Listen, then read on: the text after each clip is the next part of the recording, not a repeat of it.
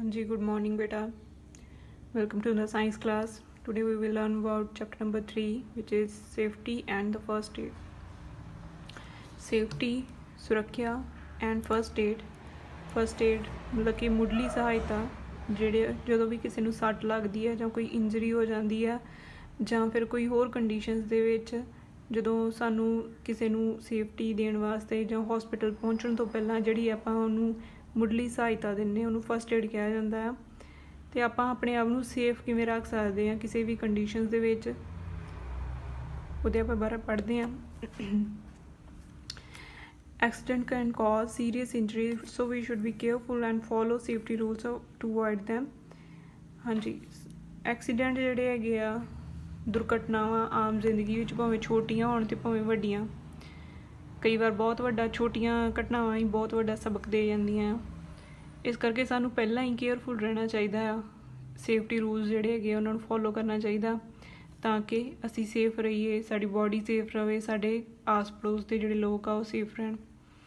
ਕੁਝ ਉਹਨਾਂ ਨੇ ਪਿਕਚਰਸ ਦੱਸੀਆਂ ਆ, ਦਿਖਾਈਆਂ ਆ। ਇਹਨਾਂ ਦੇ ਵਿੱਚ ਪਹਿਲਾਂ ਜਿਹੜਾ ਲੜਕਾ ਆ ਆਪਣੀ ਮੰਮਾ ਦੇ ਨਾਲ ਜਿੱਥੇ ਜ਼ੈਬਰਾ ਕ੍ਰੋਸਿੰਗ ਬਣੀ ਹੋਈ ਆ ਉੱਥੋਂ ਕ੍ਰੋਸ ਕਰਦਾ ਪਿਆ। It is correct. ਦੈਨ ਛਿਲਕੇ ਸੁੱਟਣਾ ਕੇਲੇ ਦੇ, ਕਿਸੇ ਹੋਰ ਚੀਜ਼ ਦੇ ਛਿਲਕੇ ਜਿਹੜੇ ਆ ਉਹ ਸੜਕ 'ਤੇ ਫਰਸ਼ 'ਤੇ ਸੁੱਟਣਾ ਬਹੁਤ ਹੀ ਗਲਤ ਆ। ਇਸ ਕਰਕੇ ਇੱਥੇ ਨੋ ਲਿਖਿਆ ਹੋਇਆ। ਉਹਨਾਂ ਨੇ ਪੁੱਛਿਆ ਕਿ ਯੈਸ ਅਤੇ ਨੋ ਲਿਖੋ, ਜਿਹੜੇ ਸੇਫਟੀ ਰੂਲ ਹੈਗੇ ਆ ਜਿਹੜੇ ਸਾਨੂੰ ਫੋਲੋ ਕਰਨੇ ਚਾਹੀਦੇ ਆ ਉੱਥੇ ਯੈਸ ਲਿਖੋ, ਨੋ ਲਿਖੋ ਜਿਹੜੇ ਨਹੀਂ ਕਰਨੇ ਚਾਹੀਦੇ। ਇਹ ਲੜਕਾ ਜਿਹੜਾ ਆ ਗਿੱਲੇ ਹੱਥਾਂ ਦੇ ਨਾਲ ਇਲੈਕਟ੍ਰਿਕ ਸਵਿਚਸ ਨੂੰ ਟੱਚ ਕਰਦਾ ਪਿਆ, ਇਸ ਕਰਕੇ ਨੋ। ਦੈਨ ਜਿਹੜੀ ਗੱਡੀ ਆ ਉਹਦੇ ਵਿੱਚੋਂ ਇੱਕ ਬੱਚਾ ਹੱਥ ਬਾਹਰ ਕੱਢਣ ਡਿਆ ਆਪਣੇ, ਦੈਟ ਇਜ਼ ਆਲਸੋ ਨੋ। ਫਿਰ ਡਸਟਬਿਨ ਦੇ ਵਿੱਚ ਕੂੜਾ ਸੁੱਟਣਾ ਬਿਲਕੁਲ ਸਹੀ ਆ। ਐਂਡ ਸਵਿੰਗਸ ਦੇ ਉੱਪਰ ਟਰਨ ਵਾਈਜ਼ ਝੂਟੇ ਲੈਣਾ ਵੀ ਸਹੀ ਆ। ਸਭ ਨੂੰ ਇੱਕ ਦੂਜੇ ਨੂੰ ਟਰਨ ਦੇਣੀ ਚਾਹੀਦੀ ਆ ਤਾਂ ਕਿ ਸਾਰੇ ਇੰਜੋਏ ਕਰ ਸਕਣ ਅਤੇ ਅਸੀਂ ਆਪਣੀ ਟਰਨ ਵਾਈਜ਼ ਝੂਟੇ ਲੈ ਸਕੀਏ। ਹਾਂਜੀ, ਸੇਫਟੀ ਫਰੋਮ ਫਾਇਰ। ਆਮ ਹੀ ਬੱਚੇ ਜਿਹੜੇ ਆ ਛੋਟੇ, ਉਹਨਾਂ ਨੂੰ ਮੈਚ ਸਟਿਕਸ ਜਿਹੜੀ ਹੈਗੀ ਉਹਨਾਂ ਨੂੰ ਬਾਲਣ ਦਾ ਬੜਾ ਸ਼ੌਂਕ ਹੁੰਦਾ। ਤੀਲਾਂ ਵਾਲੀ ਡੱਬੀ ਫੜ ਕੇ ਅਤੇ ਤੀਲੀਆਂ ਛੋਟੀਆਂ ਛੋਟੀਆਂ ਲੈ ਕੇ ਉਹਨਾਂ ਨੂੰ ਬਾਲਦੇ ਰਹਿੰਦੇ ਆ ਅਤੇ ਕਈ ਵਾਰ ਹੱਥ ਵੀ ਜਲ ਜਾਂਦਾ ਉਹਨਾਂ ਦਾ, ਹੈ ਨਾ। ਅਤੇ ਇਸੇ ਤਰੀਕੇ ਹੋਰ ਵੀ ਕਈ ਤਰੀਕਿਆਂ ਨਾਲ ਸਾਨੂੰ ਅੱਗ ਜਿਹੜੀ ਇਫੈਕਟ ਕਰ ਸਕਦੀ ਆ, ਉਹਦੇ ਤੋਂ ਆਪਾਂ ਕਿੱਦਾਂ ਸਾਵਧਾਨ ਰਹਿਣਾ ਉਹਦੇ ਬਾਰੇ ਆਪਾਂ ਸੇਫਟੀ ਰੂਲਸ ਪੜ੍ਹਦੇ ਹਾਂ। A fire can be caused due to different reasons, some of which are listed below. ਕੁਝ ਬਾਰੇ ਜਿਹੜੇ ਨੀਚੇ ਲਿਖਿਆ ਗਿਆ ਆ, ਕਈ ਕਾਰਨਾਂ ਕਰਕੇ ਅੱਗ ਜਿਹੜੀ ਆ ਲੱਗ ਸਕਦੀ ਆ। ਕੁਝ ਕੁ ਉਹਨਾਂ ਨੇ ਐਕਸਪਲੇਨ ਕੀਤੇ ਆ। Carelessness while handling burning mastic candles fire crackers. Diwali 'ਤੇ ਆਮ ਹੀ ਬੱਚਿਆਂ ਨੂੰ ਸੱਟ ਲੱਗ ਜਾਂਦੀ ਆ, ਹੱਥ ਜਿਹੜੇ ਆ ਉਹਨਾਂ 'ਤੇ ਛਾਲੇ ਪੈ ਜਾਂਦੇ ਆ ਕਿਉਂਕਿ ਪਟਾਕੇ ਜਿਹੜੇ ਉਹਨਾਂ ਨੂੰ ਸਾਵਧਾਨੀ ਨਾਲ ਨਹੀਂ ਚਲਾਇਆ ਜਾਂਦਾ। ਕੈਂਡਲਸ ਜਿਹੜੀਆਂ ਮੋਮਬੱਤੀਆਂ ਉਹਨਾਂ ਦਾ ਮੋਮ ਗਰਮ ਪੈ ਜਾਂਦਾ ਜਾਂ ਉਹਨਾਂ ਦੇ ਉੱਪਰੋਂ ਅੱਗ ਲੱਗ ਸਕਦੀ ਹੈ। ਉਹਨਾਂ ਦੀ ਜਿਹੜੀ ਲਾਟ ਹੁੰਦੀ ਆ, ਅਗਰ ਉਹਨਾਂ ਨੂੰ ਧਿਆਨ ਨਾਲ ਨਾ ਰੱਖਿਆ ਜਾਵੇ, ਮੈਚ ਸਟਿਕ ਤੁਹਾਨੂੰ ਮੈਂ ਦੱਸ ਚੁੱਕੀ ਹਾਂ, ਇਹਦੇ ਨਾਲ ਵੀ ਅੱਗ ਲੱਗ ਸਕਦੀ ਆ। ਇਹਨੂੰ ਯੂਜ਼ ਕਰਕੇ ਅਤੇ ਬੁਝਾ ਦੇਣਾ ਚਾਹੀਦਾ। Next is electric faults. ਜਦੋਂ ਬਿਜਲੀ ਦੇ ਵਿੱਚ ਜਿਹੜੀ ਬਿਜਲੀ ਦੇ ਉਪਕਰਨ ਆ ਜਾਂ ਸਵਿਚਿਸ ਜਾਂ ਫਿਰ ਵਾਇਰਿੰਗ ਹੈਗੀ ਜਿਹੜੀ ਉਹਦੇ ਵਿੱਚ ਕੋਈ ਨਾ ਕੋਈ ਫਾਲਟ ਹੋਵੇ, ਉਹਦੀ ਵਜ੍ਹਾ ਨਾਲ ਵੀ ਅੱਗ ਲੱਗ ਸਕਦੀ ਹੈ। Accident while cooking and gas leakage in kitchen. ਹਾਂਜੀ, ਜਦੋਂ ਖਾਣਾ ਬਣਾ ਰਹੇ ਹੁੰਦੇ ਆ, ਮੰਮਾ ਬਣਾ ਰਹੇ ਆ ਜਾਂ ਫਿਰ ਕੋਈ ਹੋਰ ਬਣਾ ਰਿਹਾ ਆ, ਐਕਸੀਡੈਂਟਲੀ ਜਿਹੜੀ ਫਾਇਰ ਆ ਉਹ ਸਾਡੇ ਕੱਪੜਿਆਂ ਨੂੰ ਜਾਂ ਫਿਰ ਜਿਹੜੇ ਕਿਸੇ ਪੂਣੇ ਨਾਲ ਜਾਂ ਕਿਸੇ ਕੱਪੜੇ ਦੇ ਨਾਲ ਆਪਾਂ ਉਹਨੂੰ ਬਰਤਨ ਨੂੰ ਫੜਿਆ ਹੋਇਆ ਅਤੇ ਉਹ ਅੱਗ ਦੇ ਉੱਪਰ ਰੱਖਿਆ ਹੋਇਆ ਆ, ਗੈਸ ਦੇ ਉੱਪਰ ਰੱਖਿਆ ਹੋਇਆ, ਕੁਕਿੰਗ ਸਟੋਵ ਦੇ ਉੱਪਰ ਰੱਖਿਆ ਆ, ਉਹਨੂੰ ਅੱਗ ਲੱਗ ਸਕਦੀ ਆ। ਅਤੇ ਉਹ ਵੀ ਹਮੇਸ਼ਾ ਕਾਟਨ ਦਾ ਹੋਣਾ ਚਾਹੀਦਾ ਹੈ ਅਤੇ ਪਲੱਸ ਬਹੁਤ ਜ਼ਿਆਦਾ ਸੇਫਲੀ ਉਹਨੂੰ ਹੈਂਡਲ ਕਰਨਾ ਚਾਹੀਦਾ। ਅਗਰ ਗੈਸ ਲੀਕੇਜ ਹੋ ਜਾਵੇ ਕਿਚਨ ਦੇ ਵਿੱਚ ਤਾਂ ਜਿਹੜੇ ਸਵਿਚਿਸ ਹੈਗੇ ਆ ਉਹਨਾਂ ਨੂੰ ਔਫ ਕਰ ਦਿਓ। ਕਿਸੇ ਵੀ ਤਰ੍ਹਾਂ ਦਾ ਪੱਖਾ ਲਾਈਟ ਜਿਹੜੀ ਉਹ ਨਹੀਂ ਚੱਲਣੀ ਚਾਹੀਦੀ ਅਤੇ ਕਿਸੇ ਵੀ ਤਰ੍ਹਾਂ ਦੀ ਮੈਸਟਿਕ ਜਾਂ ਫਿਰ ਕੋਈ ਹੋਰ ਜਿਹੜੀ ਅੱਗ ਵਾਲਾ ਜਿੰਨੇ ਵੀ ਸੋਰਸਿਸ ਆ ਉਹਦੇ ਲਾਗੇ ਨਹੀਂ ਲੈ ਕੇ ਆਉਣੇ ਗੈਸ ਜਿੱਥੇ ਗੈਸ ਲੀਕੇਜ ਹੋਈ ਹੈ। In these ways we can prevent ourselves from fire. हाँ जी, ਇਹਦੇ ਫਾਇਰ ਹੈਜ਼ਰਡਸ ਮਤਲਬ ਕਿ ਇਹ ਤੋਂ ਸਾਨੂੰ ਨੁਕਸਾਨ ਕੀ ਹੋ ਸਕਦੇ, ਹਜ਼ਾਰਡਸ ਕੀ ਆ, can be prevented by following some simple rules. ਸਾਨੂੰ ਕੁਝ ਸਿੰਪਲ ਜੇ ਰੂਲ ਜਿਹੜੇ ਆ ਉਹਨਾਂ ਨੂੰ ਆਪਾਂ ਫੋਲੋ ਕਰਕੇ, ਉਹ ਸਿੰਪਲ ਰੂਲ ਸਾਨੂੰ ਫੋਲੋ ਕਰਨੇ ਚਾਹੀਦੇ ਆ, ਉਹਨਾਂ ਨੂੰ ਫੋਲੋ ਕਰਕੇ ਅਸੀਂ ਆਪਣੇ ਆਪ ਨੂੰ ਬਚਾ ਸਕਦੇ ਹਾਂ। One must be very careful while handling fire. ਸਾਨੂੰ ਹਮੇਸ਼ਾ ਹੀ ਅੱਗ, ਭਾਵੇਂ ਕਿਸੇ ਵੀ ਤਰ੍ਹਾਂ ਦੀ ਅੱਗ ਆ, ਸਾਨੂੰ ਉਹਨੂੰ ਹੈਂਡਲ ਕਰਨ ਲੱਗਿਆਂ, ਹੱਥ 'ਚ ਫੜਨ ਲੱਗਿਆਂ ਜਾਂ ਉਹਨਾਂ ਕੋਈ ਕੰਮ ਕਰਨ ਲੱਗਿਆਂ ਬਹੁਤ ਹੀ ਸਾਵਧਾਨ ਰਹਿਣਾ ਚਾਹੀਦਾ। Electric appliances and wiring should be checked regularly for faults or breaks in the plastic covering of wires. ਜਿੰਨੀਆਂ ਵੀ ਤਰ੍ਹਾਂ ਦੀਆਂ ਇਲੈਕਟ੍ਰਿਕ ਜਿਹੜੀਆਂ ਵਾਇਰਿੰਗ ਹੋਈ ਆ ਘਰ ਦੇ ਵਿੱਚ, ਜਾਂ ਇਲੈਕਟ੍ਰਿਕ ਅਪਲਾਇੰਸਿਸ ਆ, ਸਵਿਚਿਸ ਆ, ਉਹਨਾਂ ਨੂੰ ਚੈੱਕ ਕਰਦੇ ਰਹਿਣਾ ਚਾਹੀਦਾ। ਅਗਰ ਉਹਨਾਂ ਦੇ ਵਿੱਚ ਕਿਸੇ ਤਰ੍ਹਾਂ ਦੀ ਬ੍ਰੇਕੇਜ ਆ ਜਾਂ ਲੀਕੇਜ ਆ, ਜਾਂ ਫਿਰ ਉਹਨਾਂ ਦੀ ਜਿਹੜੀਆਂ ਵਾਇਰਸ ਹੈਗੀਆਂ ਆ ਉਹ ਟੁੱਟ ਚੁੱਕੀਆਂ, ਅਤੇ ਉਹਨਾਂ ਨੂੰ ਰਿਪਲੇਸ ਕਰਨਾ ਚਾਹੀਦਾ।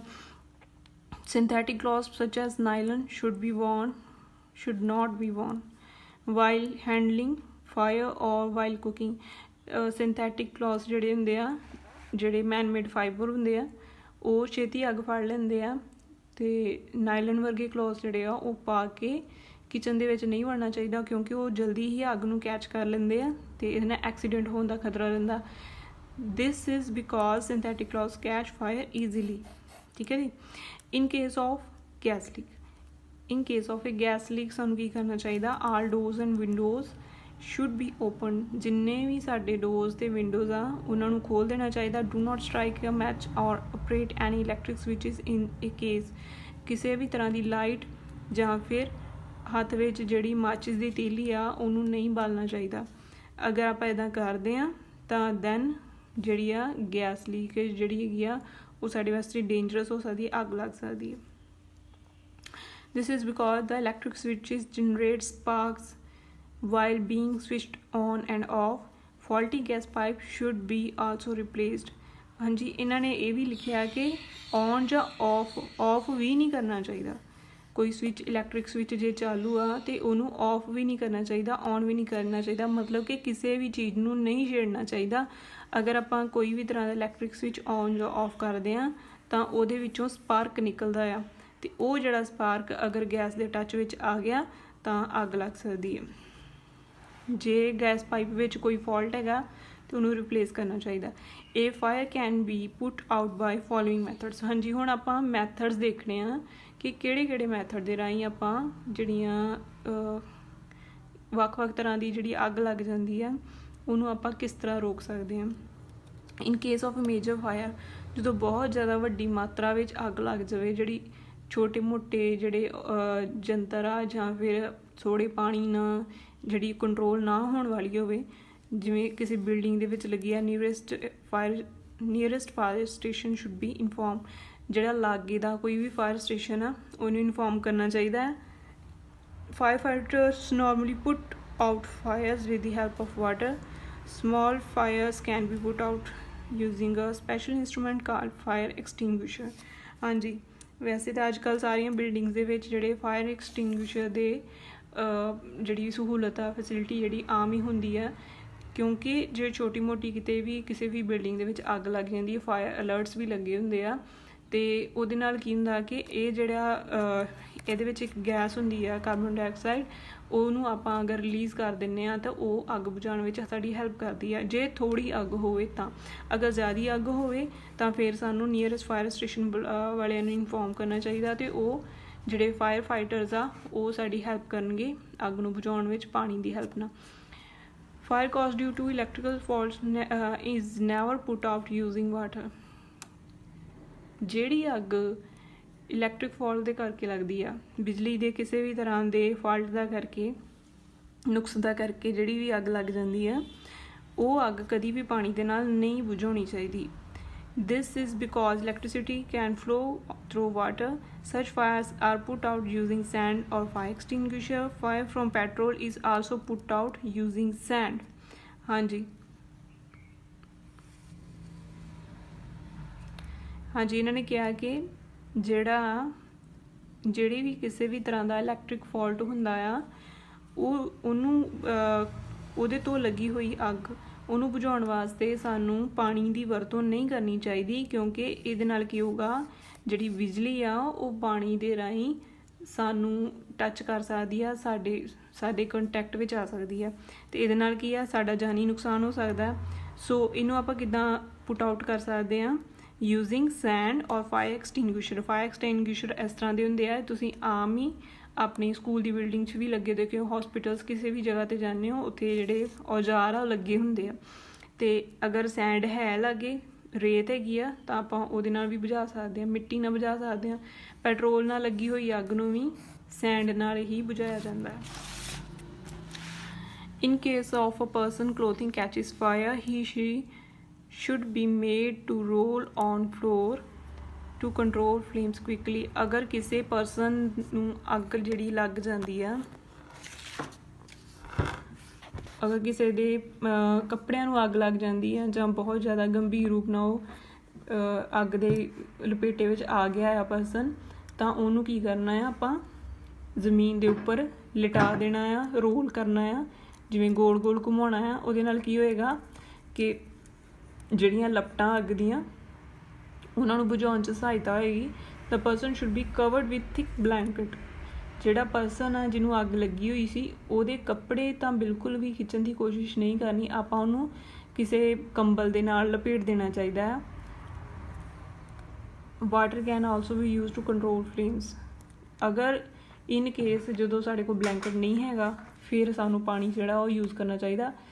ਵੈਸੇ ਸਾਨੂੰ ਜਿਹੜਾ ਆ ਥਿਕ ਬਲੈਂਕਟ ਹੀ ਪ੍ਰੈਫਰ ਕਰਨਾ ਚਾਹੀਦਾ। ਹਾਂਜੀ, ਫਸਟ ਏਡ। ਹਾਂਜੀ, ਇਹ ਤੋਂ ਇਲਾਵਾ ਅਗਰ ਜੇ ਕੋਈ ਹਾਦਸਾ ਹੋ ਹੀ ਜਾਂਦਾ ਆ ਤਾਂ ਉਹਦੇ ਤੋਂ ਸਾਨੂੰ ਪਹਿਲੀ ਜਿਹੜੀ ਮੁੱਢਲੀ ਸਹਾਇਤਾ ਸਾਨੂੰ ਕੀ ਦੇਣੀ ਚਾਹੀਦੀ ਹੈ। ਕਿਸੇ ਹੋਰ ਪਰਸਨ ਸਾਡੇ ਸਾਹਮਣੇ ਕੋਈ ਬੈਠਾ ਹੋਇਆ, ਉਹਨੂੰ ਕੋਈ ਪ੍ਰੋਬਲਮ ਹੋ ਗਈ ਆ, ਤਾਂ ਸਾਨੂੰ ਉਹਦੀ ਹੈਲਪ ਕਿਵੇਂ ਕਰਨੀ ਚਾਹੀਦੀ ਹੈ, ਉਹ ਹੈਗਾ ਜੀ ਫਸਟ ਏਡ। ਮੁੱਢਲੀ ਸਹਾਇਤਾ ਉਹ ਕਿਵੇਂ ਦੇਵਾਂਗੇ, ਉਹਦੇ ਬਾਰੇ ਆਪਾਂ ਪੜ੍ਹਦੇ ਹਾਂ। ਵੱਖ-ਵੱਖ ਹਾਲਾਤਾਂ ਵਿੱਚ ਕਿਵੇਂ ਮੁੱਢਲੀ ਸਹਾਇਤਾ ਦਿੱਤੀ ਜਾ ਸਕਦੀ ਆ। We should try to avoid accident by following safety rules.